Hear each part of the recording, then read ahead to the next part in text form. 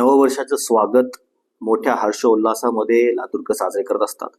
आजच्या दिवशीही मोठ्या प्रमाणात साजरा केला जाणार आहे. हा पूर्ण दिवस शांततेत पार पडावा, त्याचबरोबर रात्र कोणत्याही निर्विघ्नपणे पार पडावी, यासाठी मोठ्या प्रमाणात फौजफाटा इथे तैनात केला जाणार आहे. 102 पोलीस अधिकारी, 425 पोलीस कॉन्स्टेबल्स, त्याचबरोबर 600 होमगार्ड्सचा फौजफाटा असणार आहे.